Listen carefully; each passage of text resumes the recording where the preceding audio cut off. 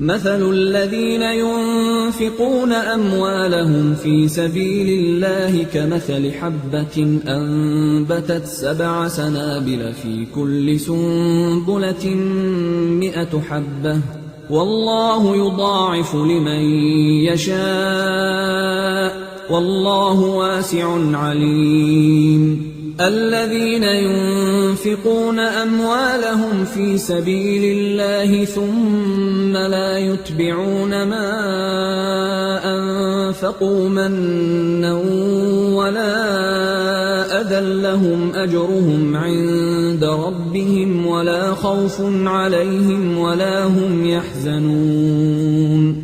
قول معروف ومغفرة خير من صدقة يتبعها أذى والله غني حليم. يا أيها الذين آمنوا لا تبطلوا صدقاتكم بالمن والأذى كالذي ينفق ماله رئاء الناس ولا يؤمن بالله واليوم الآخر فمثله كمثل صفوان عليه تراب فأصابه وابل فتركه صلدا لا يقدرون على شيء مما كسبوا والله لا يهدي القوم الكافرين. ومثل الذين ينفقون أموالهم ابتغاء مرضات الله وتثبيتا من أنفسهم كمثل جنة بربوة أصابها وابل فآتت أكلها ضعفين فإن لم يصبها وابل فطل والله بما تعملون بصير. أيود أحدكم أن تكون له جنة من نخيل وأعناب تجري من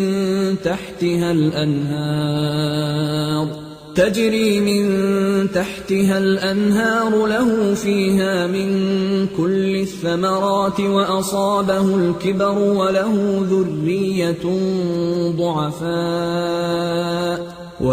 ذرية ضعفاء فأصابها إعصار فيه نار فاحترقت كذلك يبين الله لكم الآيات لعلكم تتفكرون.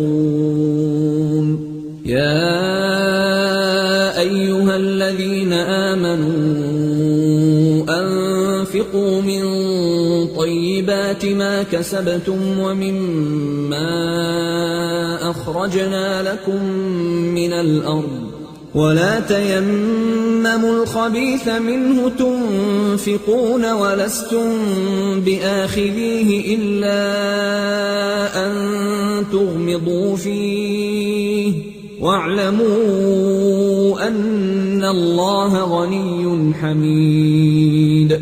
الشيطان يعدكم الفقر ويأمركم بالفحشاء